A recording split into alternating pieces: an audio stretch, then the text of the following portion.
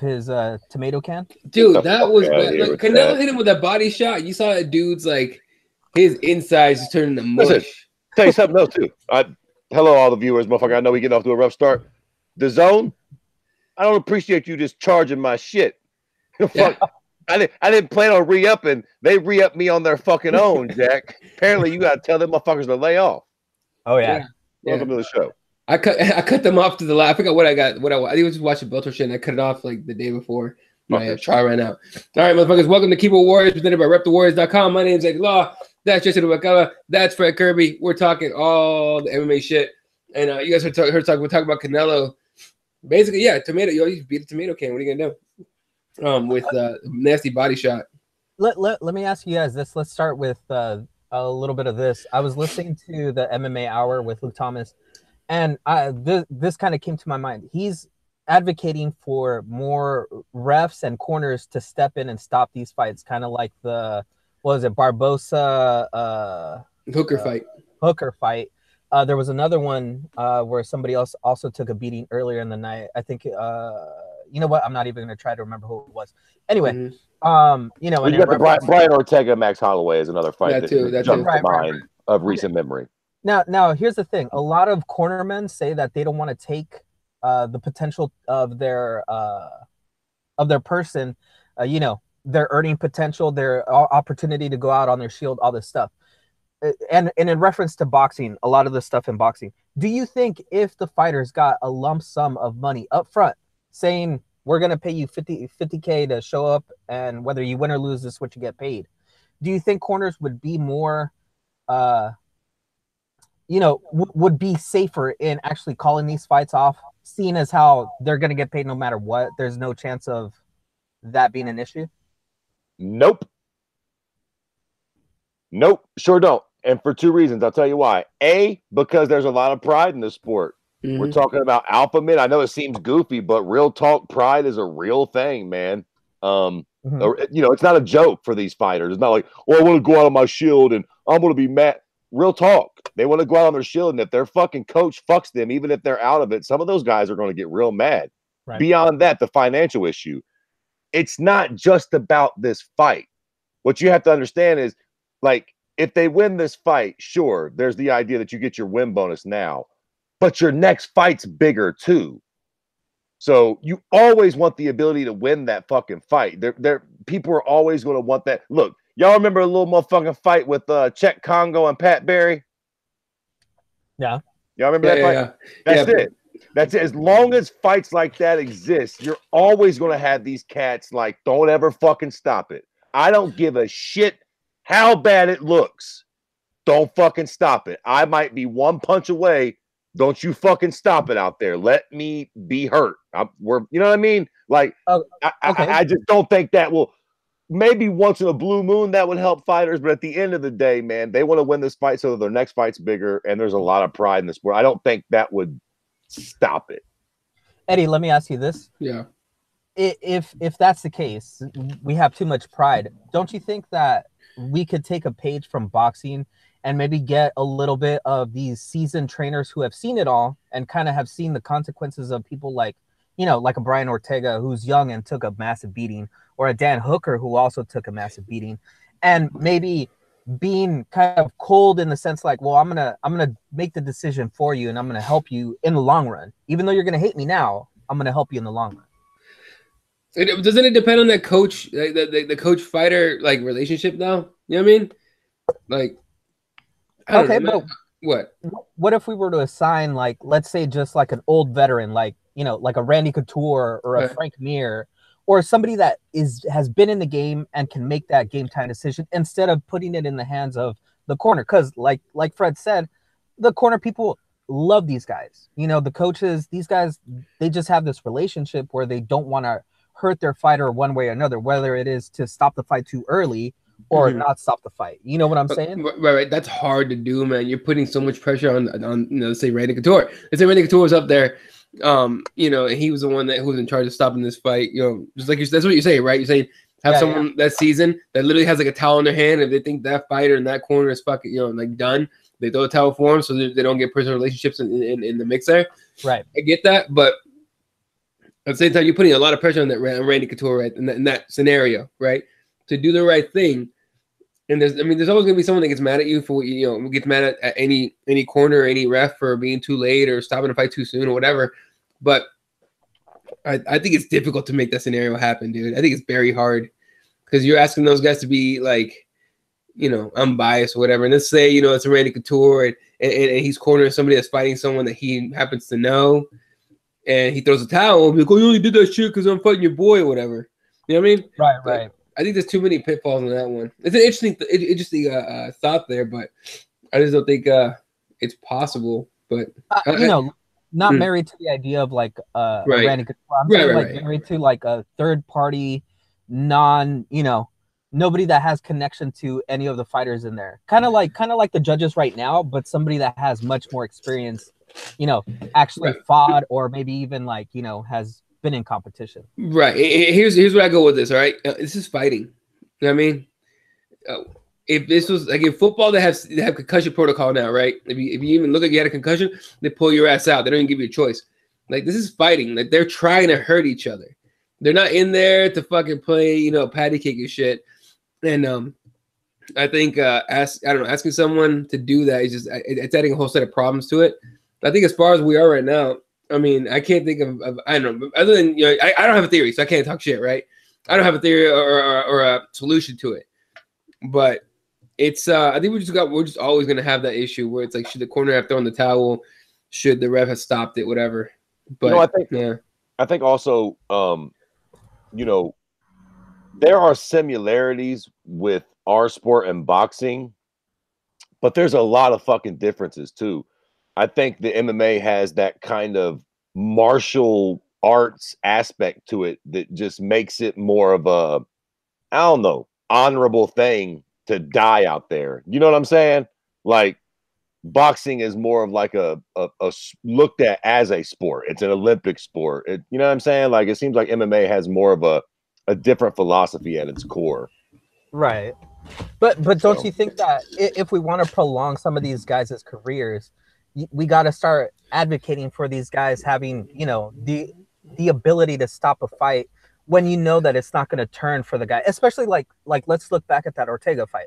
Like, did any of us believe that it was going to turn in the next round had it gone to another round? I mean, listen, that's easy for us to say because we're not Brian's coach. Right. Like, yeah, we probably think that or didn't think that. And we're probably right. But like, if you're in his corner, you've probably seen that kid do things before. And you're probably thinking in your heart of hearts, at least in your denial mode, like, okay, Brian, all you got to do is land. You know what I mean? Nobody knocked out Frankie Edgar like Brian Ortega. You know what I'm saying? Like, you got to imagine that they're just clean. Like, okay, if he gets one takedown, if he gets a takedown and gets on top of Max, this whole fight chain, like you got to imagine they're just always clinging to that one little shred of hope. Like, yeah, but he can do this. I know him. He's different. Which is why I'm saying, like, a third party that has nothing to do with the corners, would be a better option of making the decision. And like Eddie said, I mean, that would at least help these relationships of the fighters and the coaches from getting strained. Yeah, but I don't know about that, big dog. Yeah, like, you're gonna have a lot of people like, fuck that. What do you mean, some other mother like that? I mean, I dig what you're saying for the health of the fighter, but I can't see any fighter being okay with some stranger having the ultimate. That sounds like the Electoral College. Yeah, basically, right? Like, we just go let this other motherfucker give the call. Like, yo, he don't know me. I'm fucking fine. I know I'm bleeding like a slit pig, but I'm good. You understand me? Yeah, that's why the Brad Ortega example. Like, we've seen Brad Ortega pull off fights in the last fucking second before. We pulls like fucking literally jumps triangle and finishes somebody or taps somebody in the last round or whatever. So that's probably what the corner was thinking and everything. But the doctor got in there and stopped it right when it needed to be stopped. You know what I mean? Fair enough. It got stopped when it needed to. As soon as you couldn't see out the eye, it was over. Now, Dan Hooker, though, like, I get just to let everyone know, I didn't watch any of the fights this weekend. I was taking care of a 4-month-old, and she was not having it with fights. So, with Dan Hooker, that fight got stopped by the corner. No, he got stopped. No, he eventually got stopped. Okay, but it was like the body shots that fucked him up, right? Yeah, he was taking a fucking beating, though. I mean, he was taking a good beating. He looked out on his feet for several moments in the fight. If there was a fight you could make an avocation to stop, that was probably the one. Is avocation a word? Okay. I don't know if that's the right way. I probably didn't use it the right way. Y'all know what the fuck I'm saying. You understand me? You got what I was getting at. Yeah. Well, all right. So what's up?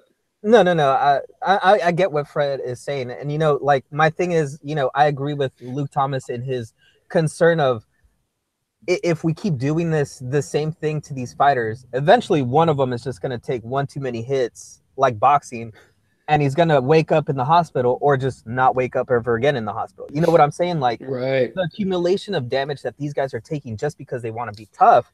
And like Luke Thomas was saying, we know everybody's tough. Everybody that's made it to the UFC is tough. And anybody that questions that is retarded. Right. Because there ain't no making it to the UFC if you're not tough. Like that's not a question. Except for CM Punk. Yeah, he got gifted. And then he got mastered. Listen, one fact I have realized in life, boys, there's exceptions to every rule. Yep. Any rule you can think of, there's an exception, except for gravity. Yeah, gravity's the one. Yeah. That's the rule that works. But most rules, goddammit, there's some kind of punk ass exception out there. Listen, I agree with you, Jesse. They're all tough. Nobody's doing anybody any favors by letting somebody get the fucking brains beat out. I guess it's just a judgment call at that point, and with some people, it's probably hard to look past that. If you've seen the guys do extravagant things before, those people probably have a different belief. Yeah, not only that. I mean, this is fighting. This is just fucking fighting, dude. This ain't basketball. Like, you know what I mean? Like, there's just something to it. At that point, like, what we signed up for. You're taking that risk. We've had boxers die. I think there's like the numbers like 3 boxers die per year or some shit like that. It's hilarious. Here's a little MMA trivia for you cock smokers, and I could be wrong about this, so I probably shouldn't be the one administering this test. But do you know who the last person to throw in a towel in MMA was? And when I say MMA, don't fucking go crazy with me, but like the major promotions. Wasn't it Hoist Gracie? Wasn't it a Gracie? No, I don't think so. It wasn't Nick, was it? I think it was Diaz. Yeah, Nick Diaz threw in there with Nate. Yeah, right. So I always just find that interesting because if you had to pick somebody that would throw in the towel, it wouldn't be that guy. He's like the Diaz brothers would be on the bottom of your list. Like, who's got more pride than those guys? But Nick threw in the towel when Nate was getting the fuck beat out of him by Josh Thompson. Remember, so Thompson hurt him. He was on top of him, fucking him up. What happened was he landed that head kick, and Nate opened up and started pouring, and Nick was like, "Oh, fuck this shit." Which the fight was getting stopped right after that. To be fair, but Nick did throw the fucking towel in. So people think the Diaz brothers are some idiot savages. They're actually not. They're actually real martial artists. Like they're real ninjas. Like he knew. When it was time to call, like when he seen that blood in that cut, he's like, "All right, fuck it. It's enough with that. It's enough with that." And it's his little brother, man. He's not gonna let his little brother get fucking mauled. That's true too. I mean, like you guys gotta get. When people want to shit on the Diaz brothers, oh fucking potheads, bunch of the shit. They're real. Those guys are real fighters. They're probably smarter than most of the fighters in the UFC. So everyone that's bitching about them right now, keep bitching. They're smarter than most of the guys in there. A lot of people would have let Nate keep going and get bludgeoned and fucking bloodied up and beat the fuck up for no reason. Right. But see, that's my point. Like not having like some idiot judge that does boxing and all this stuff, but have some guys that are knowledgeable in the sport that have been in there and know what a cut is, how deep it is, what it looks like to really be a concussed fighter, what it really means to be intelligently defending yourself. Because we see that all the time where a guy just puts up a hand. But you're describing a ref. Right. Like to a T. And a ref should be stopping these fights. Exactly. Right. But you also have to think of like those split decisions that the refs have to do sometimes don't allow for them to really be in the moment and stopping fights. That's why I'm always saying like maybe an outside ref or a couple outside judges, to be able to, assume that and say like, okay, this is it. Like, I don't want to see no more. I mean, I wouldn't mind if like PFL or somebody tried that just to see what happens. But yeah. Anyway, real quick on the YouTube comments, George Jimenez says, "What the fuck is up?" And then where the fuck is my comment? And Raider answered him. So I know last week people were talking about their comments weren't popping up. YouTube is definitely censoring like cuss words, right? So you got to go like somewhere on your fucking screen here on the under us. There's like it says top chat or live chat. You got to switch it over to live chat. You get all the comments. And then Robert Zersey says, "Hi, is that Jesus' father on photo, known as God, by the way?" Yep. Yes, sir. I'm God. Just kidding. That's it. Anyway, all right. The other fight, the main event that I actually got to see was Kevin Lee against Al Iaquinta. Was it the 4th and 5th round? They were for sure Al's, right? Kevin Lee looked like he slowed down pretty heavy. The 5th round for sure. 5th round? Yeah. 4th and 5th, I think, were Al's. Yeah, I thought 4th and 5th. Yeah, you're right. Yeah. Okay. Let me ask you guys this. His whole demeanor of, Kevin Lee thinking that he won that fight. I kind of agree in the sense that it looked like he was being more active, but Al was definitely landing the harder shots and really controlling the fight. So I could see where Lee thought that he won that fight, but I definitely think that, Al Iaquinta is the one that won that fight. So how did you guys score it? Like, Fred, I know you're the one that watched it. How did you score it live? Well, I don't usually score fights properly. Like most people, we use the 10-point must system. I don't fucking judge fights like that. Fuck that shit. I just watch the fight and give it the old pride eye, and just like afterwards, I kind of go with the vibe. So I'm probably the worst guy in the world. Here's my deal, right? I feel like, and I would have to go back and watch the fight, but just from that first initial watching, I think you could probably make the case that Kevin Lee could have won those first 3 rounds, and that maybe Al won the first 2, maybe even a little more convincingly, if not actual 10-8s. So in a weird way, by the point system, I could see where you would give it like a split decision to Kevin Lee. Yeah. But the way the fight ended, like how Al Iaquinta was just like picking his shot. Like you felt like if that fight went 45 more seconds, Al was going to knock him out. And if there was a 6th round, it would have been curtains for Kevin Lee. It damn sure looked like it. I'm the type cocksucker that puts a lot of credence into that. Like, I know I shouldn't, but like I just feel like, come on, bro. If that fight lasted a little longer, you don't make it. If there's another round, that fight's over. Even a lot like in the second Nate Diaz-Conor fight. Conor got that W, and as a Conor nut hugger, I'm happy that he got out of there alive. But the fact is, he was gassing bad, and Nate could have went on for 3 more days. If there was a 6th round or a 7th round, there's no way Conor eventually beats Nate. So, okay, I think Al won the fight, no doubt. But I can see how by a point scheme you could get up, you know what I mean, and give Kevin those first 3 rounds and let him have a split decision.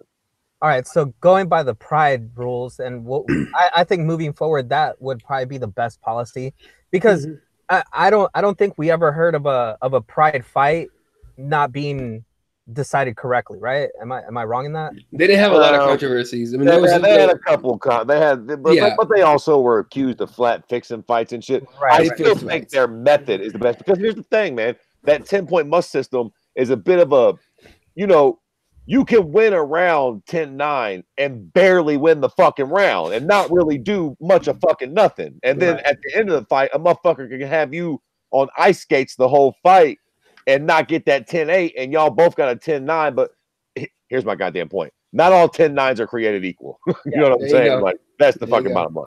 No, I do what you do, man, but I go by round. I go, okay, so-and-so won that round. So-and-so won that round. I don't do 10-9 or 10-8, whatever. I don't give a fuck. Let's go by who won so many rounds. And I thought Al pulled off probably like 3 rounds to 2. First 2 to Kevin. Right. So we're all saying the same thing. Basically, it was really good, close fight that we all agree Al basically, just did enough to win that last round and kind of seal it. For sure. And I agree with you guys. Here's the thing. Going back to this judging system, Fred, you saw the whole event, correct? I missed a little bit of the prelim, but I saw the whole main card for sure. Did you watch the Bobby Green fight? I did watch the Bobby Green fight too. Okay, what'd you think? Because that dude legit went on Instagram or Twitter or something after he retired. Right. I mean, look, I thought Bobby Green won the fight, but again, I didn't. Man, listen, dog. I've watched a lot of motherfucking fights. You understand me? I've seen bigger robberies than that one. I mean, you know what I'm saying? Like, that's the problem I have with this sometimes. I thought Bobby Green won, but am I fucking willing to throw away the whole sport because of it? Nah. What wasn't the worst decision I've ever seen? That's just a fact. I mean, I've seen way fucking worse decisions. So it's like the same thing with Kevin Lee, kind of. I mean, You know, could he have won? Maybe, but like that wasn't what I would call a bad decision, dog. Right. Like, right. No one got robbed. right. Well, fair enough. Maybe a bad decision, but not a robbery. Right. It wasn't a fucking robbery, dog. Does it seem to you guys, and I know I'm changing the topic a little bit, but does it seem like Bobby Green is the type of guy that doesn't want to accept like his pitfalls and his mistakes, and kind of wants to blame other people? I remember a lot of times where, and when something goes bad for him, he's always blaming somebody else, and he's always trying to retire, trying to not fight anymore. But he comes back, like he gets the itch again and wants to come back, and it just seems like he's a great fighter, but it just seems like he's always making an excuse for something not going right for him. Look, man, with that, on his little post where he was talking about I'm retiring, whatever the fuck, he goes, this sport doesn't get me. These judges don't get me. So what is he blaming them? Maybe the sport. He's blaming the judges. I don't know. I think he's just like, after a loss like that where he thinks he legitimately won, that he's just searching for answers so badly that he just. Yeah. Enough of that bullshit talk, Jesse. God damn it, nobody wants to hear that beating around the bush bullshit you're doing. Let me tell you something. God damn it, there ain't no need to retire. We got a nice fucking cozy place for you in Japan, son. Listen, I'm not really bullshit. I would go for fucking Bobby Green and fucking ONE FC at this point. Or I guess it's not FC, huh? It would be better. One with championships or whatever. It'd be better. Yeah. I mean, I think he'd be a good fucking fit there, man. They ain't gonna pay him a lot. I hope we don't expect that. Shit, I think he'd be. Listen, let me tell you something about the Asians, Jack. They love crazy black men over there. That's true. Yeah, it's a fact. You look at that goddamn what's a Crazy Horse? No, I was gonna say Bob Sapp too. Bob Sapp and Crazy Horse both made a career in Japan by being crazy black folks. True. Shit, Bobby Green go over there with that cute little beard he's got, goddamn spitting his water into the air and shooting his mouth off, and he does have an exciting fighting style. Yeah, he does. I'm fucking with ONE FC on switching the subject again. I like that we have ONE FC now as this little place. We get enough fighters over there. I can fuck with ONE FC. It's a nice little alternative. They got that deal with TNT now where they're gonna be putting this stuff on there. I've heard two different stories. I've heard it's gonna be live, which wouldn't make sense because their shows are at like 3 in the morning, 2 in the morning. But I've also heard that they're gonna be on like, this is gonna replay, right? They'll go live and they'll spot and then they'll play the whole event that night. I think it's both. I think they're gonna do, because of the time delay, I think they're gonna do both. That whole like live, if you catch it at like whatever ungodly time in the morning, or if you could just watch the replay later on. But I agree with you, Eddie. I think now with ONE being a big player in the sport and being on live TV, and the UFC now moving to ESPN, which is a big platform, it kind of seems to me that Bellator is kind of trailing behind and being third or fourth, in my opinion, even though they did have a great event over the weekend and they're hitting these markets that are important to the UFC that they haven't hit yet, but yet it just seems like they don't have enough traction. Yeah, I don't know about that. I think Bellator is still a solid number 2. Jesse always want to start exaggerating. Jesse always a hype piece when it comes to this. He always want to start getting crazy. Yeah, Bellator probably about 3 or 4 now, Jack. I think Jesse's like looking to the future though. Like if once this TV deal hits for ONE and they start putting on events and stuff, like will that make a change to where Bellator takes a backseat to ONE? It's to be seen, right? We'll find out. Yeah, but, it's debatable. Yeah. I mean, listen, one thing that ONE has going for it is they have a bridge directly to the UFC. Yep. That's a pretty beneficial thing for them. But you got to keep it funky, man. Bellator is I think the best thing that Bellator ever did was get rid of fucking Bjorn and pick up Scott Coker.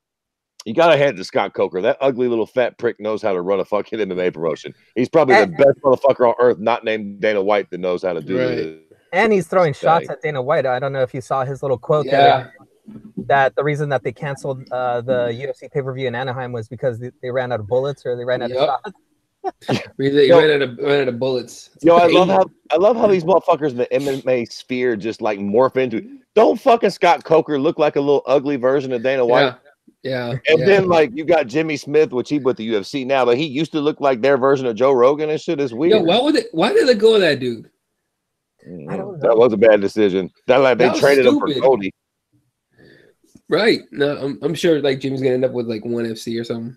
I can't front. I still like hearing Goldie though. I turn into Bellator like, "What's up, Goldie?" It's like going around and hanging around with your boy that you used to fuck with.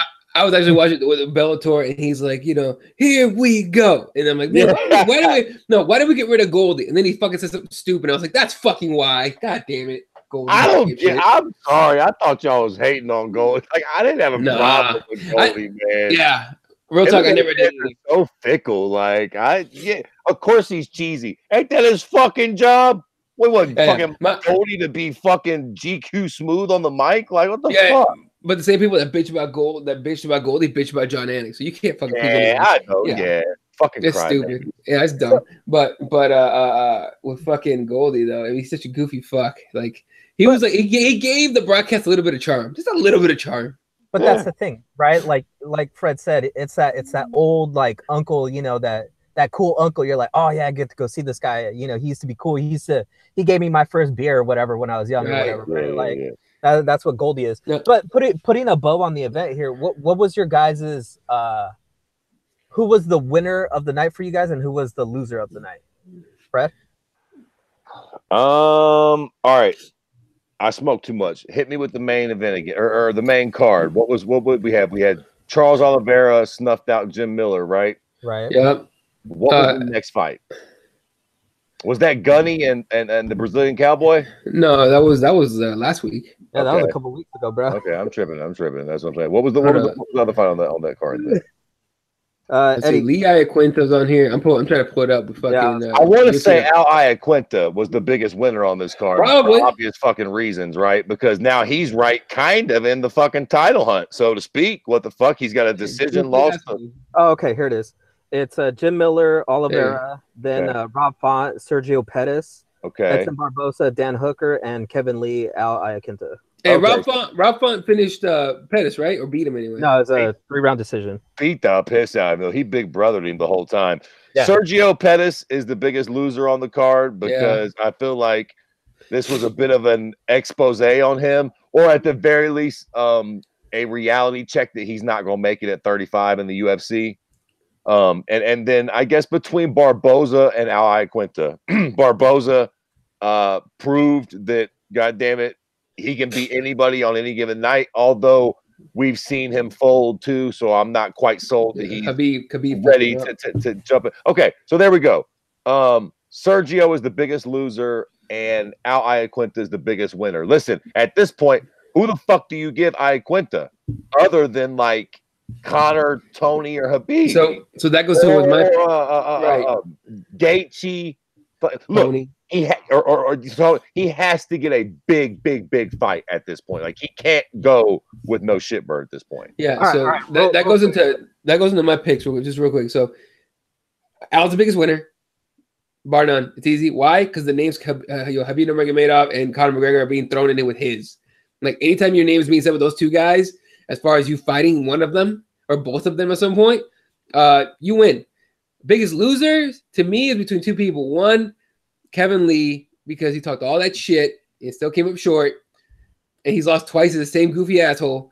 And two, Jessica Rose Clark for unfortunately not even making it to the scale and having to move it to 135. I'm a fan of hers. I like watching her fight. She's fucking like a charismatic figure. So I was bummed out that she didn't even make it. She had health issues and stuff, and I'm glad she's okay and everything. But in her Instagram, she said up to 135, which sucks. But yeah, I Quinta for sure the biggest winner. Man, fuck Instagram. Oh yeah. So Fred can't get back on Instagram. Do we know anyone that like has any kind of pull Instagram? I told you what you had to do, Fred. Dude, I did it. And that picture. I'm trying. They fucking sent me a thank you, but go fuck yourself letter to my fucking goofy little picture. That one thing you sent me, right? Yeah, you gotta click on it and then basically say, yes, I read all your whatchamacallit, and then just keep sending the picture. I did. Yeah. I told them I understand that. But we'll see what happens. Apparently it's basically like bots that are receiving those emails, and then eventually it gets, forwarded to somebody that goes, oh, okay, well, we'll take this guy out of Instagram jail. So you just gotta hit the right people that will move it up and get you back in there. That's fucking work, dude. What the fuck? Gotta play games. YouTube comments real quick. Johnny Bones says Nate is 2-0 over Connor at me. Okay. Gary Cousin says, what up, people? What up, dude? And Spider-Man. Yeah. And then Robert Xerxes asks, who's actually next for Connor? All right, quick answers on this one. Who's next for Conor? If you have it, if you could pick, I'm gonna say Nate. Max Holloway, man. Max Holloway. Ooh, that'd be legit as fuck. What about you, Jesse? You know what? I say Iaquinta. If he wants another shot at the title, Iaquinta. You know what? The interesting one to me is Iaquinta Habib too, because of how that first fight went. That'd be interesting to see that. You know what? What they might do the Iaquinta fight. Maybe. Just because that's a very quote-unquote winnable fight for Conor. It's a warm-up. It's a good stylistic matchup for him, warm-up wise, and Al's hot right now. I don't know if they'll do it because of, Conor's name, but maybe. That's interesting. All right, Bellator went down this weekend too. Bellator Hawaii, right? Or am I late on that? Bellator actually had 2 events this weekend. Yeah. One Friday, one Saturday. They had a support the troops event. Right, and then the Hawaii one was the one that had Michael Chandler on it, right? I believe they were both in Hawaii though. They were both in Hawaii. They were both in Hawaii, and that that support the troops event was the pacing of it was atrocious. I didn't even watch it, but Twitter was collectively moaning, dog. I think there was a fight an hour, and some of the fights were like knockouts. And then just the rest of the hour was like, and this is fucking Pete Townsend missing a foot. Oh, motherfuckers. Like, people were bitching about it. All right, well, what about the other ones in Hawaii? Was the other one better? The other one was like a real event. It was just like Bellator 198 or whatever. Probably 213 or some shit. Yeah, whatever the fuck. Yeah. All right. Anything notable on that? I would say the fall of Frank Mir yet again against a guy. Oh fuck! I saw that finish. God damn it. Something. Dude, that was the first time he tapped ever. He tapped the strikes, right? Yeah. Well, he got a gigantic gash, and I think he said he broke something. He had a vagina. He broke the roof of his mouth. Yeah, there you go. Like, I don't know how that happens, but I read a thing where they were saying he was trying to pull his teeth out. I knew that he lost his mouthpiece, and it looked like he took a couple shots in the fucking mouth and was like, fuck this noise, because it looked like he was, I didn't know he was trying to pull his teeth out. It looked like he was checking, and he had got some chiclets knocked out. Fuck. And that's what I was thinking, like, bro, like, give me my fucking mouthpiece. I don't care what we're up in here doing, but I need my mouthpiece in, Jack. Like, I'm not fucking getting my chiclets knocked out. I don't even really need the money. I'm Frank goddamn Mir. Shit, like, I'm just doing this at this point. The last thing I need to do is get all my fucking teeth knocked out. Yeah, dude. Right. His daughter was in his corner too. That was fun to watch. Sad, man. Yeah. That's why these cats do need to retire before this. Like, just because it's sad to see a cat like Frank Mir get all due respect to. I don't even know the gentleman's name, man. Javier something. Yeah. All due respect to him, Frank Mir shouldn't be getting done like that by that gentleman. I mean, there was a point in time where Frank Mir was very well one of the most dangerous men on this planet. I feel like once you lose some of that, like, we don't, you know what I mean? Like, we don't need to be seeing you compete no more. It's the same feeling I had with BJ Penn in this upcoming fight. Like, there was a time where you was literally the baddest dude walking this earth, BJ. Yeah. He tapped to on the undercard. He had the strikes against Javier Ayala. Jala. Yeah. But fuck, dude. Yeah, that looks fucking bad. Fractured jaw is what they're saying. But if it's the roof of his mouth, that's more than just a fractured jaw. Yeah. But you know what? I gotta admit, the way that they basically centered the whole event around I always screw up her name. Ileme something McFarlane. Yeah. Miss McFarlane. Yeah. I mean, it was just awesome to see how Bellator is able to really do that kind of event where it just feels special to a certain person. When the UFC does it right, like when Conor fights or, this Max Holloway fight with Brian Ortega, they kind of really did it right and made it feel special. I think Bellator has an ability to make these events feel special and center them around certain people that they have. It just sucks that it's like too far in between, kind of like what we were talking about earlier, like, the event before was just terrible pacing, not really, the biggest names on that fight card, it just seems like it's hit and miss always with Bellator for me. I just laugh at people who are like, Bellator's catching up. Soon enough, they're going to beat the UFC. I'm like, not yet. It's going to be a while. Robert Zerzi saying this army promoting propaganda was shitty. Hey man, let's be real for a second on those events. Like, yeah, they're troop appreciation events and all that, but there's a lot of military promoting. But what do you think the flyovers are at football games? The military pays for that, so is what it is. All right, what else do we want to touch tonight? Let me ask you guys this. Yeah. Still speaking about the UFC and Fox. So this was the last Fox event. Who do you think was the biggest winner of this whole Fox deal, and who do you think was the biggest loser? What do you mean by that? Like fighters or like Fox or the UFC? Anybody that was a part of this whole deal. And I'll go first. To me, I agree with a lot of people saying the biggest winner of the whole Fox deal was Nate Diaz. Yeah. Nate Diaz, because off of his fight on a Fox card, he was able to get that Conor McGregor call. Now, the biggest loser, in my opinion, has been the UFC itself, in the sense that a lot of their talent had to be stacked on the Fox cards to make it a big deal. And so to me, they kind of gutted some of their pay-per-views where they could have had a lot better fights on there. And they had to put it on a Fox card, live TV, free TV, whatever. So I feel like the UFC kind of has now gutted itself, and now we're going to get the same watered down cards that we're getting on Fox, on ESPN and ESPN Plus. So I feel that the UFC kind of lost out there. What do you guys think? Let me jump in real quick. I have to go in probably like 15 minutes, but this is an interesting question because I actually directly disagree with Jesus. Imagine that. I think the biggest winner out of this whole thing was the UFC. Simply put, we're heading to ESPN. Yeah. We did it, mama. This is the ultimate. Look, man. I think the UFC, a la Dana White's last little, contribution to MMA / the UFC before he dips out and tries his hand at boxing, is A, the ESPN deal, and B, you fucking pricks ready for it? Another thing that we've all thought is the worst thing that happened to the UFC that I think is ultimately going to be a good thing. I know the Reebok deal. Yeah. Guess what's next? Nike. Once we get on ESPN, Nike will come calling, and in a year or two, we're going to be on ESPN wearing Nike, and it's going to all have been worth it. All the bullshit on Fox, all the Reebok bullshit. I keep saying it, man. There was a time when this sport was sponsored by Mickey's Fine Malt Liquor. Yeah. And that was our big sponsor. That was the big one that old Bruce Buffer shot out at the beginning of every event. And look at us now. Harley Davidson, fucking Bud Light, Modelo.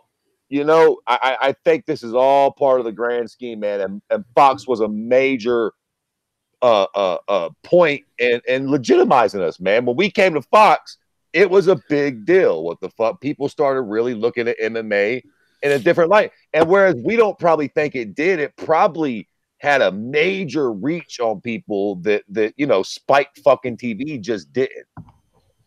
Right. So that's a good point with the Nike. Look, by the way, to me, it's Nike number one. Under Armour is my dark horse.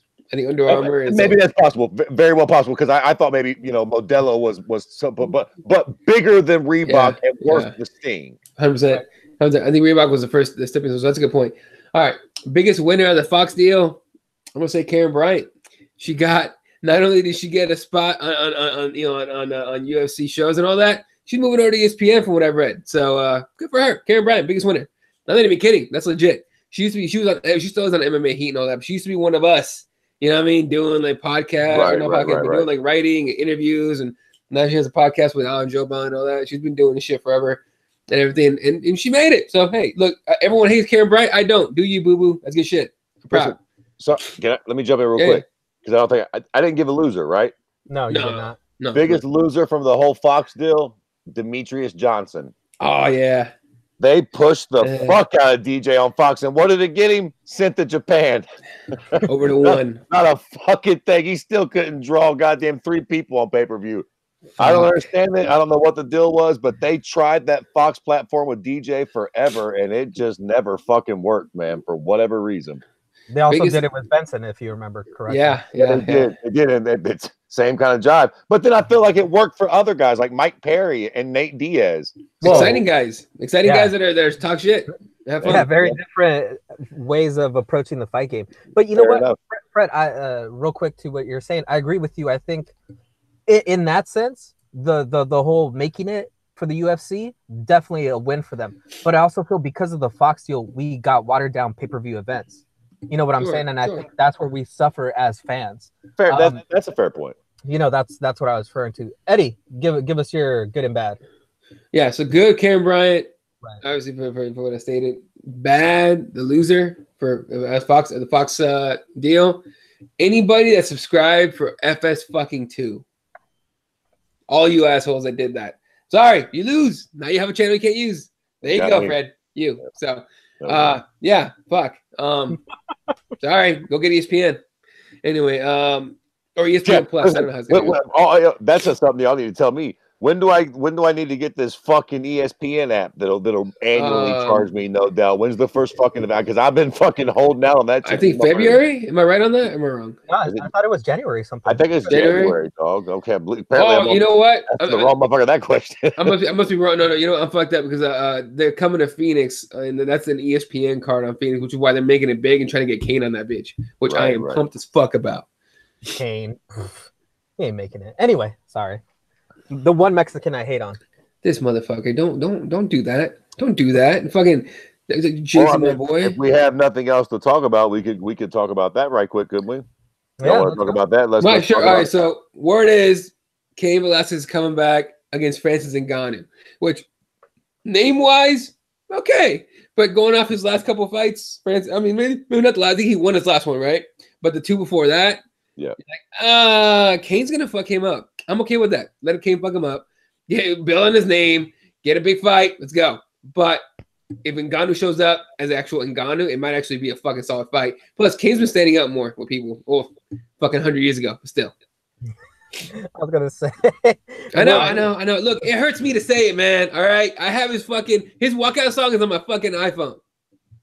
I have it on my iTunes. Bro. Oh, because you're Mexican, right? Because every Mexican has that song on Look, if you're Mexican, you don't have that song on, we got to talk. Anyway, I'm pumped as fuck about it, especially because it's coming here. I can't fucking wait, and I'm praying to get actually make the fight. Do you think he'll actually make it? Oh, that's a different question. That's tough as fuck. I'll help you here. Yes. Due to the fact that he's been out for so long, and I think that now he's gotten to the point where he knows how to get himself to the fight. And I think because he knows that this is so important to him to continue his fight career, he has to make it to this fight. So I think the pressure is on him to make it, and I think he's going to make it for sure to really just put himself back in the contention, you know, because I think once he beats Ngannou, because that's more than likely what's going to happen, I think he's going to wait out until the whole, you know, DC, whatever travesty is going to happen at the heavyweight. And then once DC retires, I think that's when Kane, you know, goes back into, you know, title contention and takes that belt over again. Yeah. Well, look, Kane, like what I want to see is Kane beat the living shit out of Francis Ngannou. Maybe get one more fight under his belt to prove that he can make it. And then give me that fucking John Jones versus Cain Velasquez fight for the fucking belt. Give me that. That would be fucking fire. I don't love this fight right now. I get why they're making it. I get why it's intriguing because Cain is, you know, obviously Francis Ngannou's kryptonite. Right. But Kane's coming off of a very long layoff. So can he look like, I get all that. But piss on that. I feel like either way, we're burning somebody here. 100%. If Francis wins, then we're burning Kane. And if Kane comes back and does what he should do, then we're burning fucking Francis. Yep. I don't love that, man. I feel like there's somebody else we could feed to Kane that we don't mind losing as much. What's the fucking one of those old white Polacks names? I don't even know. Fucking who's the prick weirdy beardy choke on everybody? Ola, whatever the fuck. Yeah. Oh no, Linux? No, that's not. That's a basketball player. Yeah, that guy with the fucking weirdy beardy chokes. Give him Kane, man. Francis is too sexy for Kane right now. I love that fight, but I just don't want it fucking tomorrow, man, because I feel like that's a fight that could be huge. Right. There could be title implications. Like, it's just blowing our wad, man. Like, give Kane a winnable fight. Give Francis a winnable fight. Build this shit up a little bit. Blachowicz. They're just jumping right in. Yeah, there we go. Thank you, Robert. No, that's not Blachowicz. Blachowicz is the striker prick, right? No, Blachowicz is the prick with the Who's the guy that does the Zico chokes? That's what he's talking about. It's Olenek, right? Now I'm gonna find out. Fuck it, keep going. Either fucking way. Give both of those pricks, one of them, Blachowicz to one of them, and Olenek to one of them. What the fuck? Even fucking Alexander Volkov or some shit. Just not Francis. It's just, you know what I mean? I don't want to burn that name. Give Francis a fucking another striker. Fucking Fred. Hey, Fred was right. Alexei Olenek. Okay. There you go. Let me say this, Fred. I actually agree with you. When I saw this announcement, I was shocked that they're gonna burn, Francis on Kane's return, just because of the fact that we've already seen this fight go down. It was what was it? The Ohio guy. Yeah, Stipe against Francis. Yeah. Francis we know how this goes if Kane's all right. Yeah. So why do we want to see this again? And like Fred was saying, why do we want to burn Francis yet again when he's starting to get his confidence back? He's starting to get back in the win column. He just beat a guy, who we thought was going to beat him with the wrestling and all that stuff. So I agree with Fred. I think we need to give Francis not another gimme fight, I would say, but just another fight. Another favorable stylistic matchup, for Christ's sake. Like someone that's not going to go straight for takedowns and, beat him half to death. Right. But fuck it. It is what it is. What we want doesn't really matter. We're here. I, too, think that Kane will actually make this fight. Or I'll put it to you like this. He fucking better. At this point, the fucking jig is up with him. Like, he's got to fucking fight at this point. And so now the question becomes, and I have to wrap it up after this, guys. I have to go. If this fight does happen, what's it look like? Oh, man. What does it look like? Is Kane okay after all this time? Look, it's going to be... Francis got over that shit? What are we doing? Yeah, I think it's going to be like same old Cain Velasquez, man. Start off early with the pressure on the feet and then take you down and just beat you on the ground. If we've seen Ngannou get taken down and get beat on the ground before, it's not going to be pretty. So I think Cain Velasquez is going to be dominant. And look, Kane's been caught before. JDS knocked him the fuck out on national television on the first Fox card, if I'm not mistaken. Yep. Knocked him the fuck out in a one-hitter quitter. Actually, he knocked him out real hard and then he finished him at TKO, right? But, still, it can be done. So Francis could fucking pull a shocker and put a name like Cain Velasquez under his resume and get right back up in the title contender just based off the name. But, that being said, it's like if Kane can beat him, he snuffs out an up-and-comer. I mean, but he becomes just a regular guy. But I think Kane's dominant. All right, listen, I have to go right now. Ironically enough, I agree with you, you Mexican cocksuckers. Shit. I'm on the Kane train. That motherfucker is going to come back and beat the piss out of Francis. Francis has about 2 minutes to punch Kane really hard in that first round. And if he does not, he better pray to Christ that Kane is injury-ridden and has only 13% of what he used to be. Because if not, this is the worst matchup in the world for Francis Ngannou, and he is going to take a fucking beating. All right, guys, I got to go. I'll see you next time. Later, dude. Later, guys. All right, so, yeah. Fucking Cain Velasquez. What do you think happens? Kane wins or Ngannou gets No, yeah, I agree with you guys. I think Kane definitely comes back and wins. I think Kane is, like I was saying earlier, I think Kane is pretty smart in his preparation at this point, and I think he knows what is at stake. And the way him and everybody at AKA prepares, he's definitely going to be, ready to go for this fight. He's not going to be rusty. He's not going to be John Jones against Brunson. Right. We're going to get to see the best version of Kane at this point. Whatever that may be, whether he's the best that he's ever been or he's a shadow of himself. It's just going to be what it is moving forward. So whatever Kane we get at this point is what we're going to get. So I just don't see him, taking all this time off and not being as good as he should be. Yeah, no, look, man. I'm rooting for Kane. You know this. It's just he's honestly, other than the Diaz brothers, he's my favorite. He's one of my favorite fighters. Other than because I don't get I have a favorite fighter. I'm a Conor fan and whatever. I'm a fan of the Diaz brothers. I'm a fan of Cain. I'm a huge fan of Cain Velasquez, but Kane's the one that made me really, really believe in the heavyweight division. You know what I mean? Yeah. So that because dude, you're talking about a guy that's 240 at most, and he has the cardio of a fucking lightweight, featherweight. He puts on pressure like Nate. He has the wrestling of DC. He has the hands of fucking I don't know whoever, and it's he's perfect. He's almost like the perfect fighter. He just he's so goddamn injury prone. It's like perfect fighter. Whoa. What? He's almost a perfect fighter.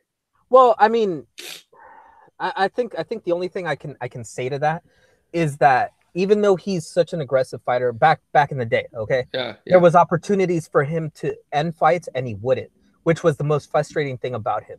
You know, especially Kane.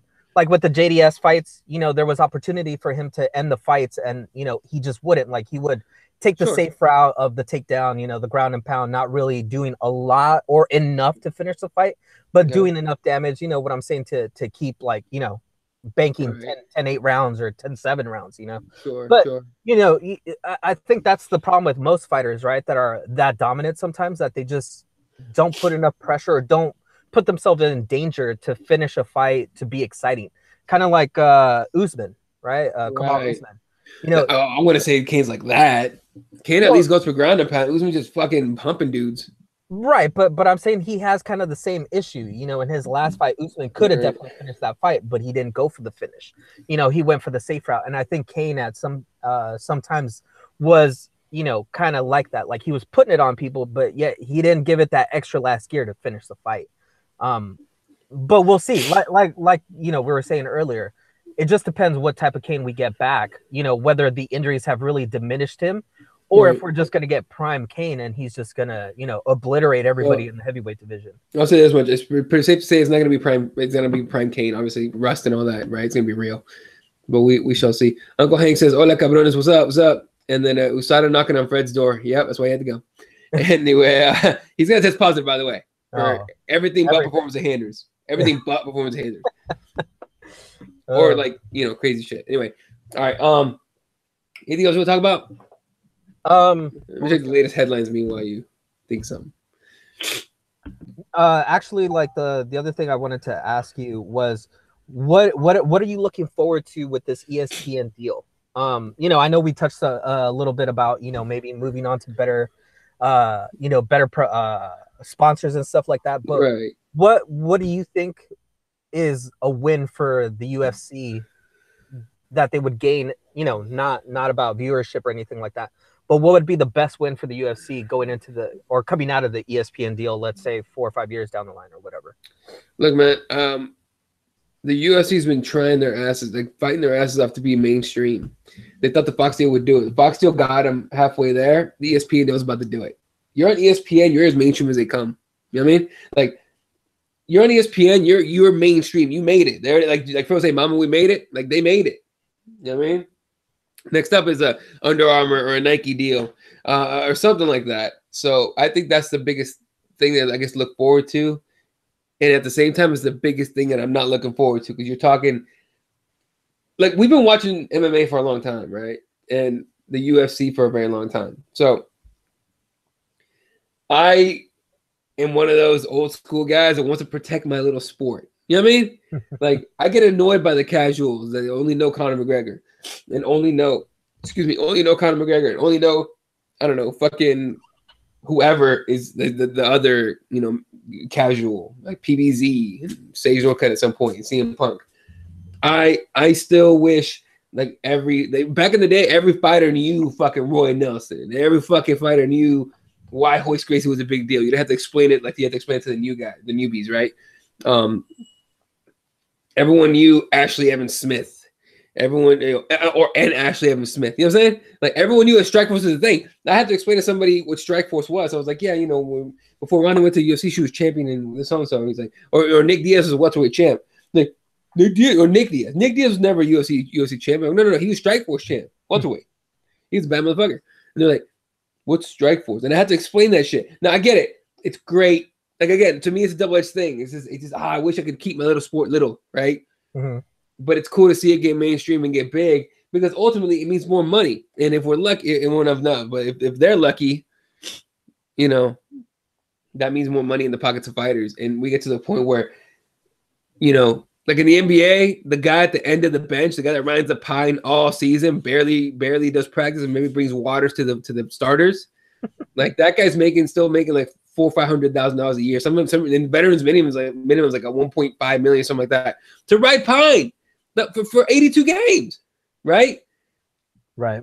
I want to get to the point where the minimum is so good that even being like an undercard fight in the UFC is good. And that's just because you just want these people to like make a good living. Like I give a shit about fighters. Like I get upset when I see fighters like Jessica Rose Clark, not me, that nearly killed themselves to make weight, or even Henan Barrow, to get himself knocked the fuck out by tough, like the tough. I give a fuck. That shit is like no joke. You know what I mean? This isn't like the third string tight end on the fucking Philadelphia Eagles cracking his shit. This isn't that. You know what I mean? Yeah. Or whatever, number 15 on the Phoenix Suns roster, just averaging jack fucking shit. This isn't that, because that guy's still getting paid mad money. This is like a fighter putting his life on the line, or her fighter putting her life on the line just to get to the fight, and then in the fight, right? And then still going home with like 10 or 10 and 10 if they win, or 20 and 20 if they win, whatever it is these days. If we can get to the point where these people can make a real living on it, that'd be fucking great, because I care about the fighters. But we made it, man. The only bad part, the other bad part I can see to this is what's the name of that company now? Ari Gold's company, the one that owns the UFC. Endeavor. I can see Endeavor fucking this up, and I don't mean fucking this up like ESPN is gonna dump them. I mean fucking this up like you and I are gonna be like, what the fuck are we watching? You know what I mean? And then look. I call them counterfeits. The casuals that are brand new are gonna be like, "Oh my god, this is exciting! This is like pro wrestling," where they're cutting fucking pro wrestling promos and shit, and dudes are running out to the cage in the middle of the fight. You know what I mean? Like Stone Cold dropping fucking stunners, like on fucking during the middle of a fight. Like we're already toying with that. You know what I mean? And if we're about to get in the home of millions of people, as far as the UFC in particular, I mean, add ONE FC to this. Add Bellator when they get a better deal. Combate Americas is on fucking Pluto TV and whatever else. I think we're gonna start fucking with that whole. How can we make this more entertaining? Because that's what Endeavor's about. And we're gonna get very WWE. I think. I hope not, but I think that's where we're headed. But I mean, maybe I'm fucking wrong. Maybe I'm lame, and I'm just not into the whole wrestling thing. And maybe once we get to it, I'll be like, okay, well, fuck it. We're here. But I remember saying on a podcast with you and Fred, like when the UFC sold to Ari Gold and whoever I forgot the name of the company back then, to Endeavor. When they sold, I remember saying like, we are not going to recognize this shit in like a year and a half, maybe 2 years. Right. And that's where we are. It's way different. Way different. Do you think that maybe with someone like a Nike or another big company coming through and sponsoring, do you think we can get back to what Bellator is doing, where they have the big promotion, the big entrances, where the guys come out and they are themselves? Because a lot of the big complaint for me is the fact that every fighter that comes out of that tunnel for the UFC looks exactly the same, except in different color. But it's all Reebok and it's all plain. Right. And I think if the UFC was smart with this ESPN deal, they would go back to that, where they give the fighters their individuality back. And I think doing that would go a long way to pleasing all of us as well, because like we've talked about before, when you think of Chuck Liddell, you think of the iconic shorts, and there's so many iconic things that you think of that we don't see anymore. Right. The whole I don't know if you saw the entrance of Kevin Lee coming in with his coat and everything. Yeah. Fighters are trying really hard to be able to separate themselves from the crowd, and the UFC makes it so hard for them to do that. I mean, I think I even heard of one of the fighters who wears no need to disrespect anybody, but he had like I don't know if it's called a turban, right. And the UFC wouldn't allow him to wear it out to the octagon, and these things are what identify fighters. You know what I'm saying?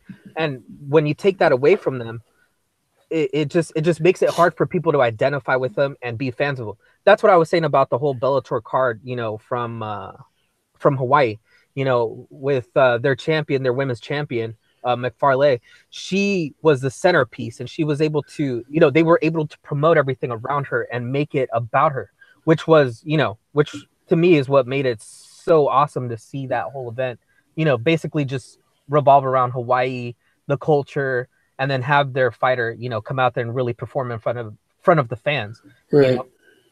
And that's what I'm hoping that we get out of this ESPN deal is we get that individuality to the point where we can have, you know, stars again, where we can have like, you know, the Conor McGregor coming out, you know, and being very Irish and, you know, doing his thing and, you know, promoting his proper 12 or whatever the hell, you know, but like the way he wants to, not the way the UFC is allowing him to, but the way he wants to. You know what I'm saying? Right. And you know what I'll tell you on that is, look, man, hey, if the NFL gave the players back their touchdown celebrations, I can see it happening. But Robert Zersky's in the comments says, Endeavor plans to destroy the UFC by making it by what I mean, doing it mainstream like football and NBA is possible. They could backfire definitely. But he goes, they don't want individuality. I think they want to control the individuality. They want to allow certain people to be individuals, right? Conor McGregor got to fucking promote the fuck out of his like proper 12 bullshit, and you know, that's honestly like the only thing I could think of that they allow that shit for. But regardless, like I think it'd be a smart move to go individual, right? So like just like you said, so fighters can promote themselves better because they used to promoting themselves, right? But just like you said, for us for not just like me and you and like the and the hardcores, but for the casuals to be able to like identify, oh, that's the guy that does this thing, yep, right? Or that's the guy that does that thing. Who the fuck is that? That's kind of, I hate that shit now, by the way. But you know, that's the kind of thing, you know, or you know, middle fingers and fuck you attitude and fuck you now. You know, how about that? And Nate Diaz and just like, you know, right back here, and right, and that's the thing. It's like if you want to take a page, John Jones with the cocaine. That's how they know this motherfucker. Right, but see, that's the thing. Like, you have to imagine like the WWE. They're the best at entertainment and branding, and the reason they're good at that is because individuals. You know, they have stars. They have big stars, but they're individual person. You know, they kind of mold their character. You know, I know that the WWE has a say in what their character kind of starts as and everything, but they get to mold that into what makes them more comfortable and what is them, you know, basically it's like their personality amped up, you know, and that's what makes the biggest star the best stars, because they're able to like we're saying, identify with the crowd, you know, and I think the UFC can really take a page from that and let some of these fighters, you know, just put their story out there, be themselves out there. And I think they'll be able to make more stars that way. And like you said, you know, better pay for the fighters. Yeah, that would be great too. But I think that individuality, you know, you would get a lot more people coming to the UFC because there's so many fighters out there that have stories, that have, you know, things that people can relate to, you know, that'll attract them to these fighters. Kind of like the Ray Borg thing, you know, like if we talk about Ray Borg and his son, a lot of people can identify with, you know, their son being sick and all this stuff.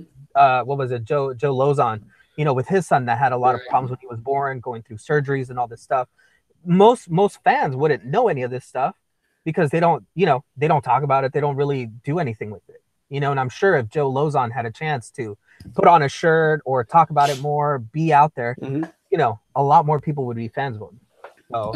I'm with you on that, man. It's just, there's and I don't believe it to be true in the MMA or the UFC specifically, but in basketball, they talk about getting superstars together, right? Like Kobe Bryant, Carmelo Anthony, LeBron James, and Chris Paul on the same team at some point, and Michael Jordan. There's one basketball. You're talking about heavy guys that demand the ball for 99% of the game. Put them all together on one team. I know they made it work in the dream team. They wanted to go for the Golden Olympics, fair enough. But I'm talking about like a regular team in the NBA, right? There's only so many dollars, I guess, and so much of a push, I guess, the UFC could do. And I think I'm wrong. I think it's wrong. I don't think it's right. I think that's the main thought process though for people. But I mean, dude, like, I don't know. I'd love it to be individual. I just don't want to get to the WWE part. That would be fucking irritating to me. But if that's where we're headed, man, I'm sure we'll accept it at some point. We accepted all this other shit. Right. But that's the other thing. I mean, that doesn't mean just because you have all those big superstars under one roof does not equal success. As per, you know, what was it, the Lakers a couple of years ago, where they, you know, got all the big people, you know, all the big stars, all the great players all together under one roof, and nothing happened with that. You know what I'm saying? Like, just because you have those individual stars doesn't mean success. What, you know, what happens, you know, with a lot of NBA teams and stuff is the people that work the hardest and, you know, kind of, you know, just come out as stars. You know, we've seen that happen before. And I think the UFC can really do that if they allow these fighters to be individuals. And I agree. I mean, what Robert was saying, they definitely don't want too much individuality, right. But, you know, giving someone, you know, the ability to be themselves and tell their own story will go a long way for that. No, I'm with you on that, man. Fuck, allergies are murdering me right now. Anyway. All right, on that note, man, anything else you want to hit before we go? Because I got to get to work, too. Oh, dear God. Yeah, work. No, again, you know, catch Fred's show. Always a good listen to. I don't know if he uploaded anything this week. I didn't check it out before. And you, when are you gonna put another one of the morning tokes up? When I can breathe normally and I don't sound like a fucking plugged up motherfucker on what do they call it? You know what I'm talking about? Yeah. I can't breathe right now, so I can barely talk. So because I don't want to sound like this on a fucking podcast, it'd be fucking awful. But when I get better, I'm good. I'll be back on everything. But sometimes I get up in the morning, I really don't have anything to talk about. Like I do those shows because I like something's on my mind I want to talk about. You know what I mean? That's what makes those like shows like I think a little more spontaneous. But we'll see, man. Maybe tomorrow I'll have some shit to talk about, and I'll be like, hey, what the fuck? But yeah, hopefully once I get, I'm like not sick anymore. I'll be back on this shit. But anyway, all right, that's gonna be it. Thank you, motherfuckers, for hanging out. You guys are the shit. Appreciate you guys. Shout out to Fred, who had to bail a little early, but you know, do what you got to do. You can follow him at Kirby_MMA. You can follow Jesse at Spawat 1983. You can follow me at Elo31, and the page or the show is at Keyboard MMA. Shout out to Robert Zerzies, who's hanging out all day on the whole show. Uncle Hank, Gary Coast, and Johnny Bones. Joy Tremendous Raider was here. Appreciate all you guys. Appreciate everyone that fucks with us. You guys are the shit. Shout out to RepTheWarriors.com. Get yourself order ASAP. I'm not sure when the last like day to order to get in time for Christmas is. So, but order at RepTheWarriors.com. And Spices Pros, I think they will be able to get it to you by Christmas if you order it tomorrow. But that's a little touchy. I had to hit him up and ask him. But whatever. SpicesPros.com is the shit. I think Keyboard MMA gets you 10% off. So make sure you get on that shit. All right.